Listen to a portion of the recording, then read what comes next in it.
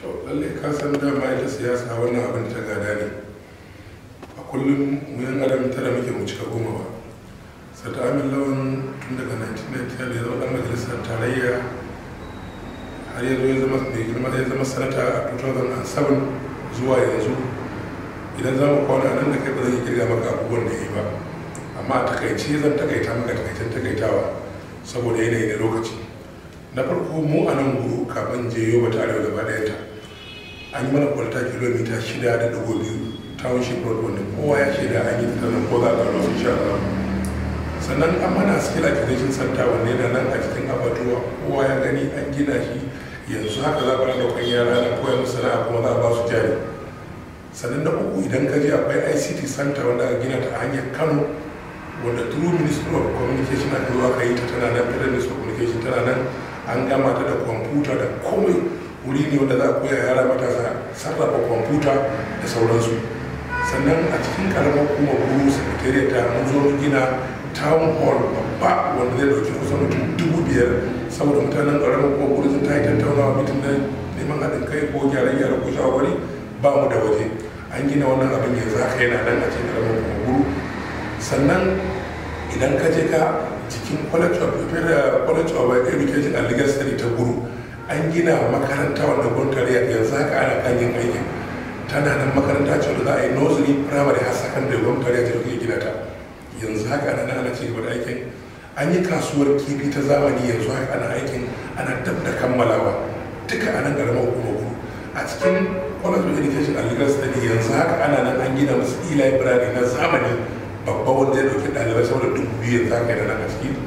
Sannan idan ka je babban asibitin tarayya na guru wato federal medical center an gina musu standard laboratory wanda aka yi shi don gwada-gwada cutuka sai dan al'umma da equipment da kayan cikin laboratory yanzu haka yana nan. Sannan mun raba transformomi a cikin garin guru wanda sun kai kusan guda 30 a kowane yanki da suke da matsaloli musamman na wuta.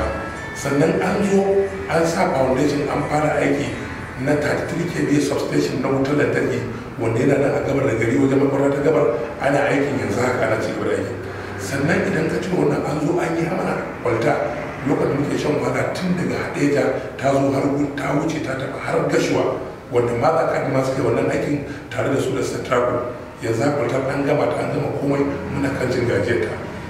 Sannan idan ka gama wannan akwai matasa wanda aka dauka aka ba su jari duniya ta gan su ya kowa ya shaida an ba jari su 2,000. Sannan mun raba sharon guda 50 ga matasa don harkar yin aiki sana'a sufuri. Mun raba keke na guda 3,000 ga matasa don yin harkar dogaro da kai. So wannan a takaicen takaita zan ta gama iyalan guri kenan. Sannan ba mu tsallaka abin da ya shafi Gashuwa da Karasuwa da Macina. Mun raba sola a cikin garin guri ta kai guda 2,000. Yanzu haka titin hanyar Kano tun daga Haisa idan ka tashi har ka fita da gari sola ce mun yi ta a cikin gari babban titin albishi da ya tafi a makarantar arewa akwai sola an sa kowa ya gani zahiri an gani wannan na takaita ma kenan. Sannan mun gina masallatan juma'a a karamar a yankin Yobe ta arewa guda 50 yanzu haka an gama su ana sallar juma'a a ciki. Mun je mun gina wajen koya yara matasa harkar noman kaji da kifi a gasin wanda aka ɗauki yara matasa guda 500 yanzu an koya musu an ba su kajin suna aikin turu nan ga yanzu haka ana aikin. Sannan mun zo mu yi kwalta kilomita 36 daga bakin titin da ya tafi zuwa da Jakusko zuwa gasin saboda a haɓaka mutanen wurin su dinga samun asaka zuwa gari da kawo kayan nomansu da su ma samun rayuwa ta zamani. Sannan mun zo mun gina federal government case college yanzu haka ana gina ta tana nan hanyar su fara a Gashuwa. Sannan mun gina maternity child center a cikin garin Gashuwa wanda shi ma yana nan hanyar su fara wanda ke daukan ma yara guda 1,000. Sannan mun gina standard library wanda kusa na Najeriya da su ne yana nan a cikin Federal University Gashuwa domin ɗaliban mu na Yobe su ci gajiyar wannan abu. Wannan takaitawa ne. To wannan gani kai matashi kuma Hausawa suka ce matashi shine kashin bayan tafiya.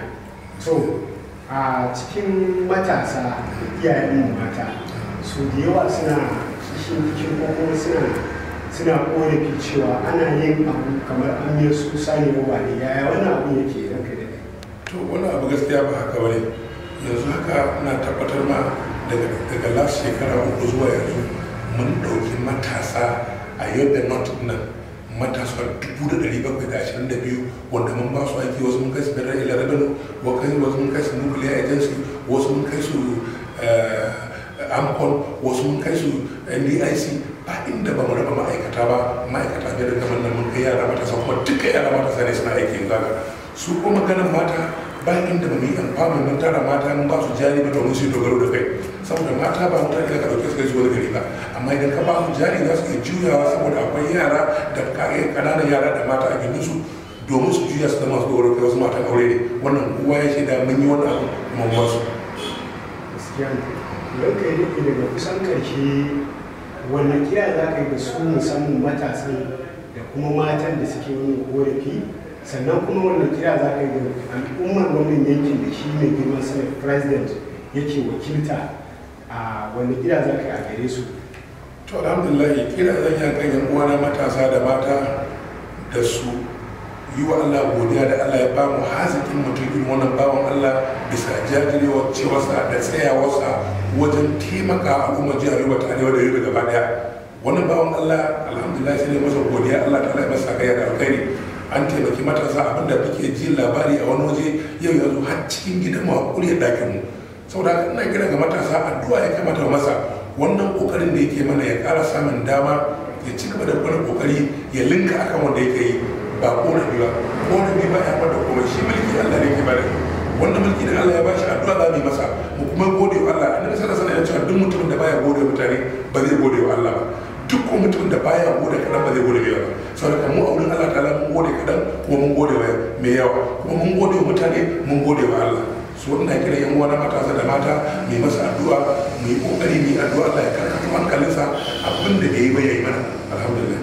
To wanda rabu ganin kai na gwamnatin siyasa ne kuma kana cikin mutane masu kokari bangaren matasa, to da yawan mutane a siyasance ganin cewa mai girma sanar president ya yi shekara 20 yana sanata, to har wasu ya sa a jam'iyyar APC ko kuma jama'ar yankinsa suna ganin cewa zai tsaya takarar sanata a 2023 ba, ma'ana shekara ta 2024. To wannan magana haka take, wasu kuma suna ganin cewa wani zai iya neman takarar a gwamnan jiha ko kuma yana neman deputy president ne, ma'ana mataimakin shugaban kasa. Ya wannan magana take? To wannan dukkin tace ne na mutane, kuma ko sanata da yake yi mu ne matasa muka tare muka dau kudin muka saya masa form, muka ce zo ya saya sarta, muka saya da sarta, yayi na ɗaya na biyu har na kwaro na matakin da yake mu ne muka saya masa form, kuma mu ne muka saya da shi. Saboda haka idan lokaci Allah ya kai mu ga cewa za mu iya, shi ma sai mu tsaye da shi duk abin da ya dace a mataki irin nashi. Amma yanzu dai ba mu yanke wani hukunci ba, mutane su hakuri har Allah ya kai mu lokacin, insha Allah za su abin da za mu kwata. To daga ƙarshe wannan kira da aka yi ga mutane da kuma fatan alkhairi. Da farko dai muna mutane godiya, domin duk siyasar duniya al'umma su ne siyasa. Mutane da suka zaɓe mu, mutane da suka tsaya mana, mutane da suka ba mu goyon baya, kuma duk mutum da ya mana goyon baya, da mutumin birni da na ƙauye da yaro da babba, muna miƙa masa godiya ta musamman. Muna roƙon Allah ta'ala ya ƙara ba mu dama mu yi abin da muke kai mu ƙara linkawa wajen taimaka al'umma, domin taimakon al'umma shi ya kai mu wannan matakin. Kuma muna kan nan akan taimakon al'umma ba za mu fasa ba insha Allah, sai mun biya bukatu su gaba da insha Allah. To wani albishir za ka yi ga matasa da kuma sauran mutane na Najeriya baki daya, ganin cewa mun shiga shekara a Najeriya ta cika shekara 61 a wani lokaci? To alhamdulillah muna Allah ta'ala da Allah ya ba mu arzikin mutane hazikai a nan Yobe, kamar shi mai girma sanar president tare da mai girma gwamnan jihar Yobe Alhaji Mai Malabuni. Mutane ne matasa hazikai masu kokari, wanda kuma taimakon da suka yi da kokarin su ne sa gwamnatin Muhammadu Buhari ta kai wannan matakin. Da irin halin da muka shiga na rahin tsaro da azaba da irin masifar da muka gani da irin al'ummar da aka kashe a Yobe North East gaba daya, yau Allah ya kawo mana sauki, Allah ya taimake mu da taimakon Allah da gudunmu da suka bayar, yau an samu sauki, za ka yi bacci a gidan kai mai shari. Saboda kuma muna gode wa Allah ta'ala, muna musu godiya. Saboda shugaban kasa ya yi rawar gani, ya yi kokari, kuma bisa taimakon waɗannan mutane musamman shi an lawan da shi da saya mai girma gwamnan jihar Mai Malabuni, tsayawar da suka yi wajen daidaita al'amura a kasar nan, Allah ya musu hakayya ta alkhairi. Muna musu fata na gari, kuma muna addu'a Allah ya kai su mataki na gaba da wannan.